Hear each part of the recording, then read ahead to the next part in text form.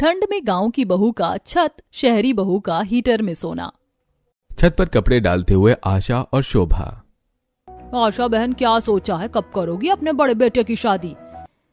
बहन, देखी है गांव की लड़की और सोचा है कि इसी सर्दी में कर दूं, पर मेरे परिवार वाले इस रिश्ते के लिए तैयार ही नहीं है। मैं लड़की को जानती हूँ, मेरे मायके में मैंने देखा है उसे।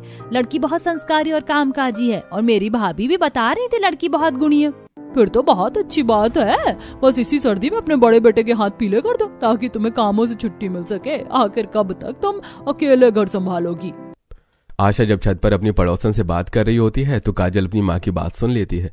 कुछ ही देर बाद जब आशा नीचे आती है और अकेले रसोई में खाना बना रही होती है तो काजल रसोई में जाकर अपनी माँ से कहती है, माँ, तुम तो पीछे ही पड़ गई हो भाई की शादी गांव में करवाने को। गांव की लड़कियां गवार होती हैं, उन्हें न खाने की तमीज, न कपड़े पहनने की और न ही बोलने की।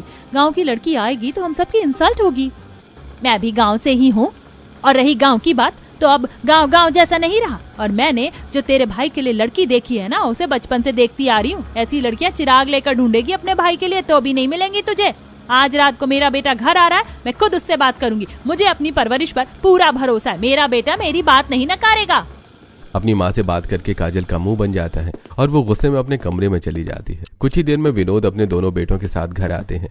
जब पूरा परिवार एक साथ डाइनिंग टेबल पर बैठकर खाना खा रहा होता है तो आशा फिर से विशाल की शादी की बात करती है। सुनिए, मैंने अपनी भाभी से लड़की की फोटो मंगवाई, आप लोग भी देख लो एक बार लड़की। माँ, जब हम सब मना कर रहे हैं तब क्यों जबरदस्ती कर रही हो? हम लोग शहर में रहते हैं और घर में गाँव की लड़की लेकर आएंगे। पापा माँ को समझाओ, आज वो भैया की शादी गांव की लड़की से करवा रही हैं, कल को मेरे पीछे पड़ जाएंगी। मैं नहीं करने वाला गांव की लड़की से शादी।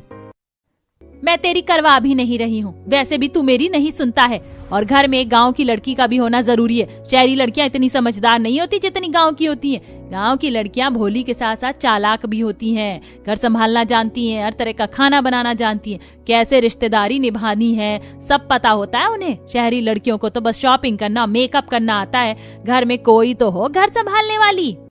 अरे ये घर है कोई अखाड़ा नहीं। खाने के समय भी तुम लोग क्यों बहस करते रहते हो? आशा, तुम्हें अपने बड़े बेटे की शादी गांव से करनी है, न कर लो, पर एक बार विशाल से तो पूछ लो।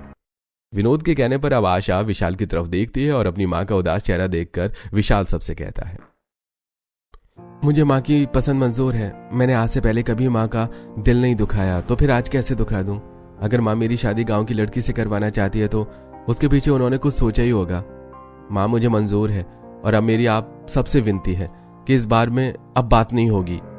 मेरा यही एक बेटा है संस्कारी, जो हमेशा मेरी बात मानता है। सुन लिया ना तुम लोगों ने मेरे बेटे का फैसला। अब हम लोग अगले हफ्ते गांव जाएंगे। बेटा, मैंने जो लड़की तेरे लिए पसंद करी है उसे मैं उसके बचपन से देखती आ रही हूँ। बड़ी संस्कारी है, तुझे भी पसंद आएगी। विशाल के हाँ करने के बाद घर का कोई भी सदस्य कुछ नहीं बोल पाता और अगले ही हफ्ते पूरा परिवार एक साथ आशा के गाँव जाता है, जहाँ उन सभी को हल्की हल्की ठंड लग रही होती है। माँ, तुम्हारे गांव में कितनी ठंड है, मुझे तो यहाँ आते ही ठंड लगने लगी। इससे तो अच्छा हमारा शहर था, कम से कम ठंड तो नहीं लगती थी।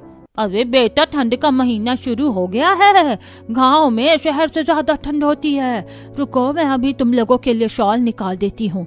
यहाँ ठंड है, हर वक्त शॉल ओढ़ कर रखना।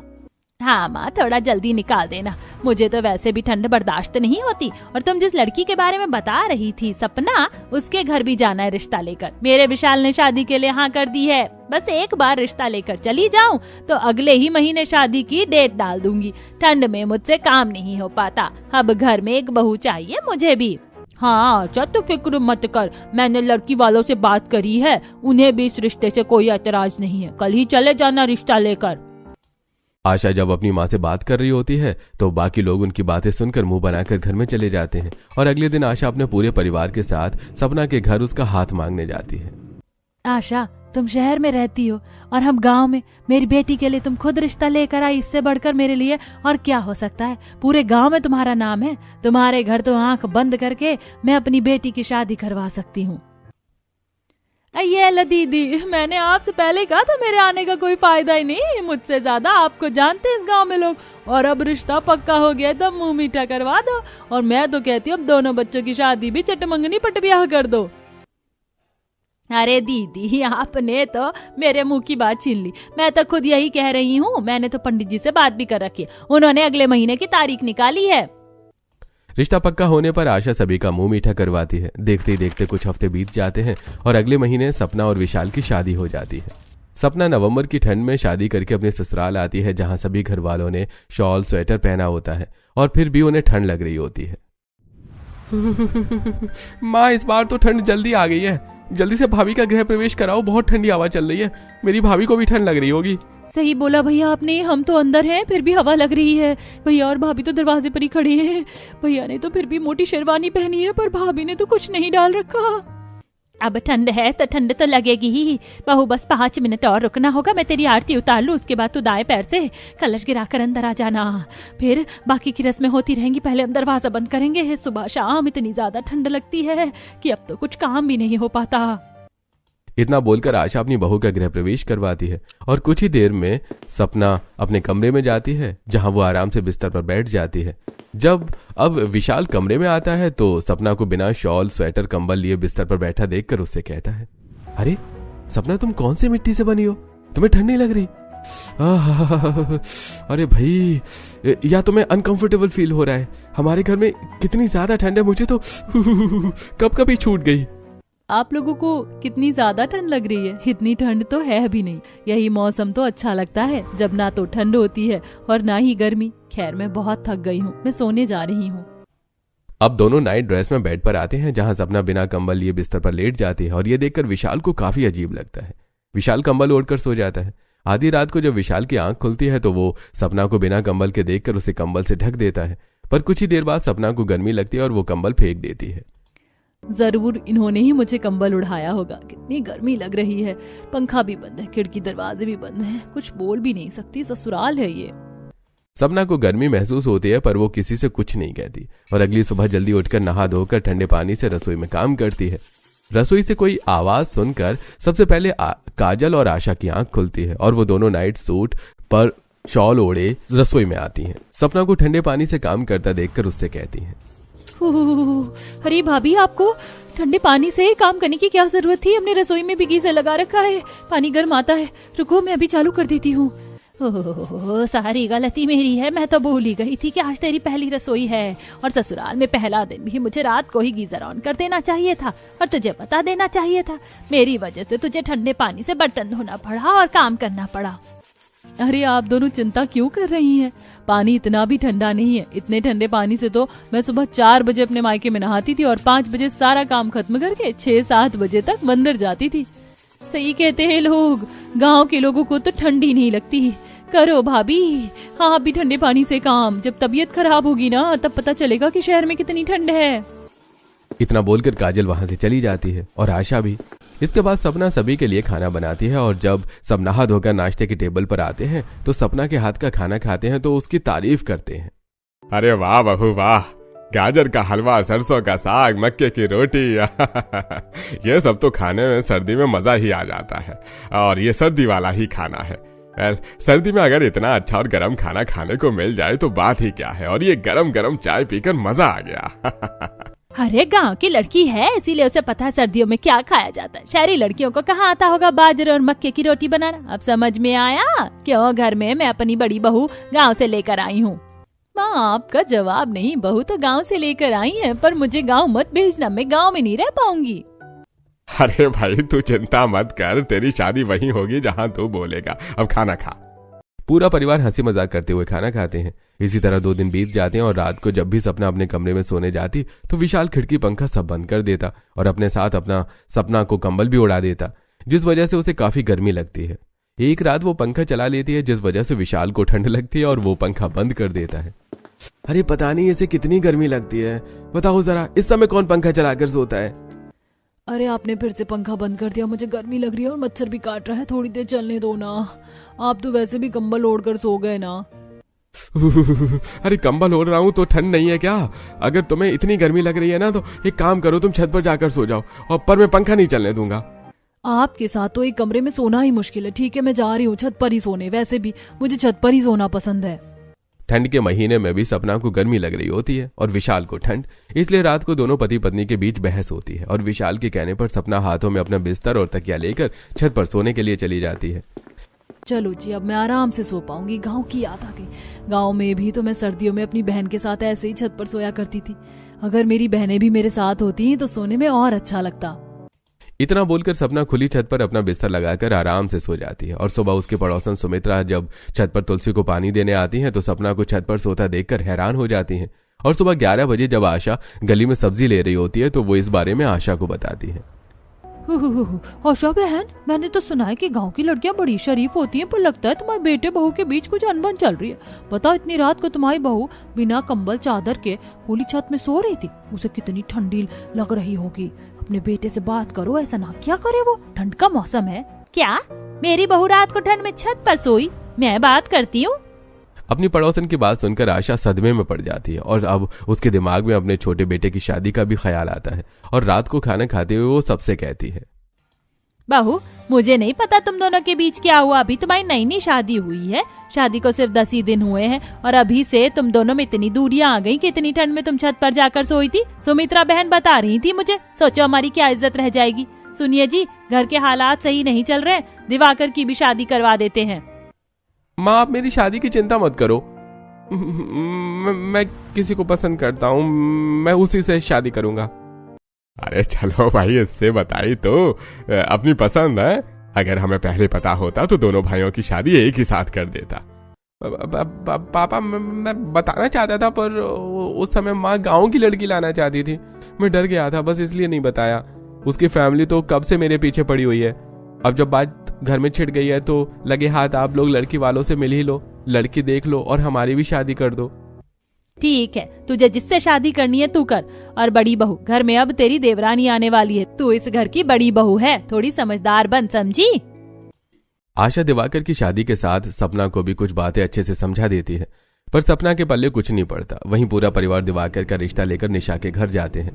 क्योंकि लड़का लड़की पहले से एक दूसरे को पसंद थे, इसलिए वो लोग शादी की डेट भी जल्दी डाल देते हैं।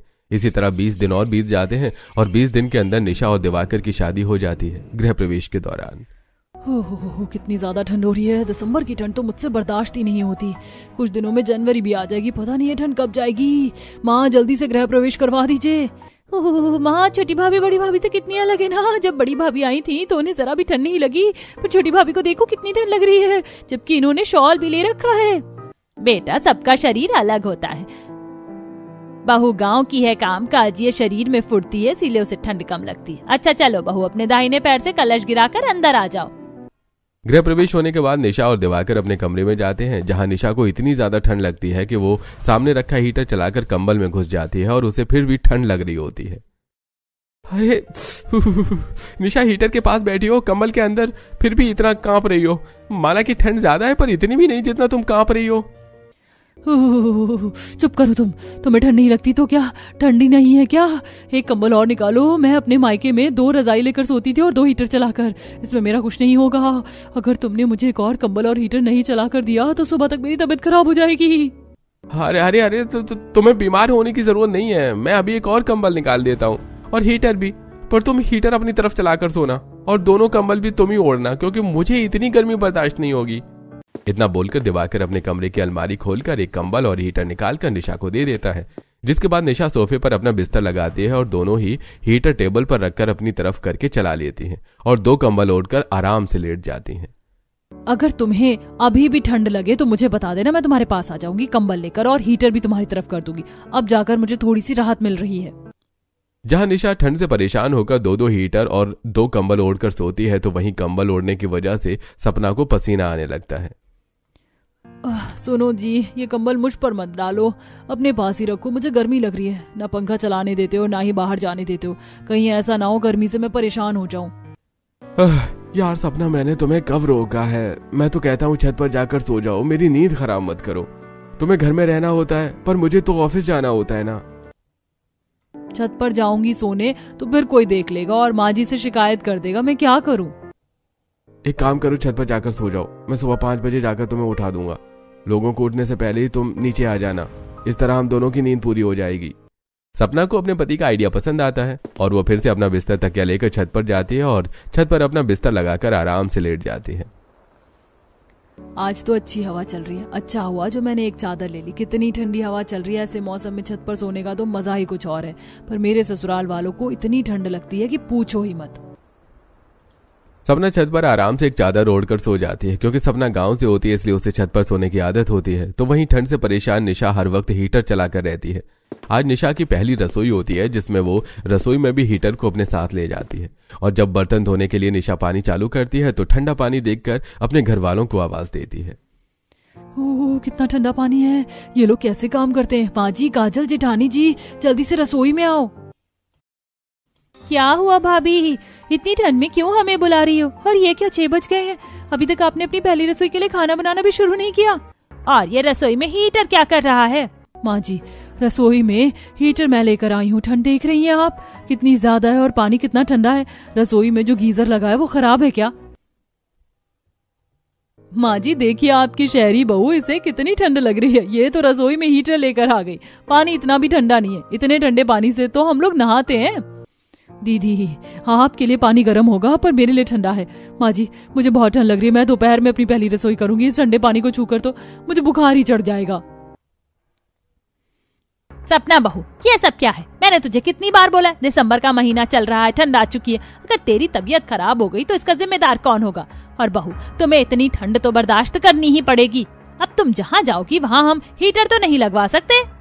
आशा अपनी दोनों बहुओं से परेशान होकर उन्हें अच्छे से सुनाकर रसोई से चली जाती है। वहीं निशा भी हीटर लेकर अपने कमरे में बैठ जाती है और सारे दिन कमरे में ही रहती है। उसके बाद सपना घर के सारे काम करती है और खाना बनाती है और उसे फिर भी ठंड नहीं लगती। जब सब खाने के लिए आते हैं तो उस वक्त भी निशा हीटर अपने पास रखकर जलाती है और कंबल ओढ़कर खाने के लिए बैठती है।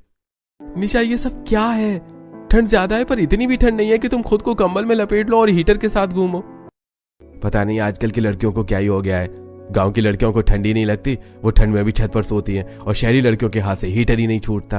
अरे विशाल, तू कहना क्या चाहता है? इसका मतलब बड़ी बहू अब भी छत पर सोती है? बड़ी बहू, ये सब क्या है? नहीं पापा जी, अब रात को मुझे भी ठंड लगती है। मैं छत पर नहीं सोती। ये पुरानी बातें कर रहे हैं। क्यों जी, आप पुरानी बातें कर रहे हैं ना? सपना झूठ बोलकर खुद को बचा तो लेती है पर उसका झूठ ज्यादा दिनों तक नहीं चलता। घर वाले निशा के हर वक्त हीटर चलाकर सोने से परेशान थे। वहीं सपना रात होते ही सबके सोने के बाद अपना बिस्तर लेकर छत पर चली जाती है। ऐसी एक रात जब वो छत पर सो रही होती है तो उसका एक पड़ोसी परिवार जो रात में लेट सोता था छत पर आग जलाकर बैठा होता है और सपना को छत पर सोता देखकर वो लोग आपस में बात करते हैं। अरे भैया, छत पर शायद विनोद भाई साहब की बड़ी बहू सो रही है। हैं? पर ये क्या, वो छत पर क्यों सो रही है? क्या पता जी क्यों सो रही है। अब दूसरों के घर में हमें क्या पता। एक दिन सुमित्रा बहन बता रही थी, उसने भी देखा था। मुझे तो कुछ गड़बड़ लगती है। आशा बहन इतनी अच्छी बनती फिरती हैं पर लगता है बेचारी गांव की बहू पर अत्याचार करती हैं। नहीं माँ, मुझे नहीं लगता। आशा आंटी ने घर में सबसे लड़ाई की थी गांव की बहू लाने के लिए। वो अपनी बहू के साथ ऐसा नहीं कर सकती। मैं कल आंटी से बात करूंगी। जब सपना आराम से चद्दर ओढ़कर खुली छत पर सो रही होती है तो उसके पड़ोसी उसे सोता देखकर काफी हैरान होते हैं।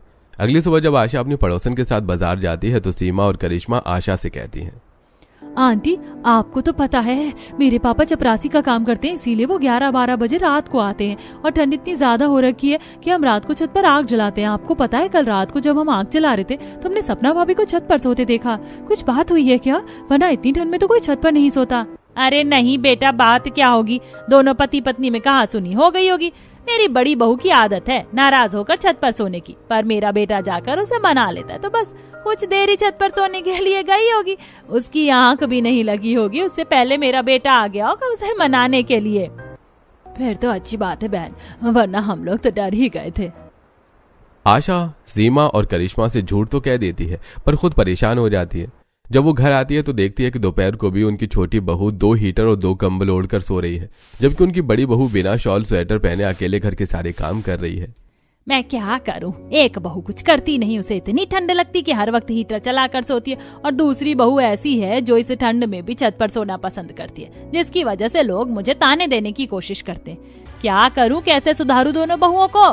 छोटी बहू उठो, बाहर अच्छी धूप निकली है, धूप में जाकर बैठो, हीटर बंद करो। हर वक्त हीटर के पास सोना सेहत के लिए अच्छा नहीं होता। अपनी जेठानी को देखो कैसे वो इस ठंड में भी काम कर रही है। अगर काम नहीं करोगी तो ऐसे ही ठंड लगेगी। माँ जी, दीदी और मुझ में बहुत फर्क है, आपको नहीं पता, पर ठंड की वजह से मैं कॉलेज भी नहीं जाती थी। और दीदी का क्या है, जो ठंड में छत पर सो सकती है वो क्या काम नहीं कर सकती? निशा की बात सुनकर आशा को बहुत गुस्सा आता है और वो अपने कमरे में चली जाती है। रात को जब विनोद घर आता है तो पूरे परिवार के साथ चाय पीते हुए वो सबसे कहता है, जहां छोटी बहू अब भी 2 हीटर चलाकर बैठी थी। आशा, तुम्हारे भाई का फोन आया था, तुम्हारे भतीजे का रिश्ता लग गया है, हम सबको शादी में जाना है। 20 जनवरी की शादी है। मैं सोच रहा हूँ कि 15 तारीख तक हम सब गांव चले जाएं। आज 10 तारीख हो गई है। क्या गांव? ना बाबा ना, मैं इतनी ठंड में कहीं नहीं जाने वाली। रास्ते में तो मैं हीटर भी नहीं चला पाऊंगी और बिना हीटर के तो मुझे नींद ही नहीं आती। तुम्हें नहीं जाना, तुम मत जाओ, पर मैं तो जाऊंगी। तुम शहरी हो, तुम्हें शहर पसंद होगा, पर मैं गांव की रहने वाली हूँ। माँ जी, मुझे तो गांव जाना है। मेरी तो जन्मभूमि ही मेरा गांव है। निशा, तुम फिक्र मत करो, हम अपनी गाड़ी करके जाएंगे। उसमें सपना को बिल्कुल गर्मी नहीं लगेगी और तुम अपना दोनों हीटर भी लेकर चलना। अब खुश? बस करो तुम लोग, मैं तो अपनी दोनों बहुओं से परेशान हूँ। एक शहरी बहू जिसे इतनी ठंड लगती है, हर वक्त हीटर लेकर घूमती रहती है, लोग देखेंगे तो क्या सोचेंगे। और बड़ी बहू तुम, बिना बोले छत पर सोने मत चली जाना। आस पड़ोस के लोग तो बातें बनाते ही हैं। गांव में भी मेरी नाक मत कटवा देना। तुम्हें क्या लगता है तुम चुप चुप कर अपनी मनमानी करोगी और किसी को पता नहीं चलेगा? निशा के मना करने के बाद भी सभी घर वाले गांव जाने की तैयारी करने लगते हैं और 15 तारीख को गांव जाते हैं। गांव में कदम रखते ही निशा को इतनी ज्यादा ठंड लगती है कि वो घर आते ही बैग से 2 स्वेटर, शॉल और हीटर निकालकर कंबल में बैठ जाती है। वहीं सपना को भी अब ठंड लगती है और जब निशा हीटर चलाकर बैठी होती है तो वो भी उसके बगल में आकर बैठ जाती है। अरे, आपको तो ठंड में ठंडे पानी से काम करने की आदत है और छत पर सोने की, फिर आप मेरे बगल में आकर क्यों बैठ गई हीटर के पास? मुझे तुम्हारी तरह ओवर एक्टिंग करने की आदत नहीं है। जब ठंड होती है तो मुझे भी ठंड लगती है। गांव में शहर से ज्यादा ठंड है। और छत पर सोने की बात, शादी का घर है, मेहमान ज्यादा हैं, कुछ लोगों को तो छत पर सोना ही पड़ेगा और मुझे तो छत पर सोने की आदत है। मैं तो आराम से सोऊंगी। अगर तुम दोनों की बहस खत्म हो गई हो तो हम सामान घर में रखें। इतना बोलकर आशा सामान रखती है और देखते ही देखते शाम हो जाती है और सोने की जगह बनाई जाती है। एक कमरा था जिसमें कोई बेड नहीं था। सबके सोने का इंतजाम नीचे फर्श पर गद्दा डालकर कर दिया जाता है और रजाई रखी होती है। आशा बेटा, घर में मेहमान ज्यादा है, एक कमरे में सारी औरतें हैं और दूसरे कमरे में घर के सारे मर्द सो जाओ। नानी जी, इतनी कम जगह में मुझे घुटन होगी, मैं छत पर सोने चली। वैसे भी ठंड में छत पर सोने का मजा ही कुछ और है। क्योंकि शादी का घर था इसलिए कोई कुछ नहीं कहता और सपना रात होते ही अपना बिस्तर लेकर छत पर चली जाती है और जब वो छत पर जाती है तो उसे ठंडी ठंडी हवा लगती है। अरे, कितनी ठंडी हवा चल रही है। छत पर तो आते ही मुझे ठंड लगने लगी। मैं सोऊंगी कैसे? एक काम करती हूँ, नीचे से रजाई लेकर आ जाती हूँ। इतना बोलकर जब सपना नीचे आती है तो वो देखती है कि निशा दोनों हीटर और 2 रजाई लेकर खुद लेट गई है और घर के आदमियों को एक हीटर तक नहीं दे रही है। नहीं, यहाँ तो ज्यादा ठंड है। मैं इतनी ठंड में अपना हीटर किसी को नहीं दूंगी, इसलिए मैंने कहा था 2 हीटर और खरीद लो। बहू, बच्चों की तरह ड्रामा करना बंद कर और एक हीटर उन्हें दे। सपना भाभी, अब क्या हुआ? आप तो ऊपर सोने के लिए गई थी ना? हाँ गई थी, पर ऊपर बहुत तेज हवा चल रही है। रजाई लेने के लिए आई थी, पर ये कमरा कितना गर्म है। मुझे भी थोड़ा एडजस्ट कर लो ना। सच में यहाँ शहर से ज्यादा ठंड है, यहाँ पर तो मुझे भी ठंड लग रही है। चलो बहू, तुम्हें ठंड तो लगी, अच्छी बात है कि तुम अकेली छत पर नहीं सोगी, वरना घर आए रिश्तेदार क्या बोलते कि शादी का घर है। पर क्या सिर्फ अकेली बहू छत पर सोती है? तुम यहीं पर एडजस्ट कर लो। और जितने ज्यादा लोग एक साथ सोगे उतनी कम ठंड लगेगी। अपने ससुर के सामने निशा कुछ नहीं बोलती और एक हीटर चलाकर सबसे आगे जाकर सो जाती है और एक हीटर ससुर को दे देती है। अगली सुबह सपना को इतनी ठंड लगती है कि वो शॉल और स्वेटर पहनकर घर में काम करती है।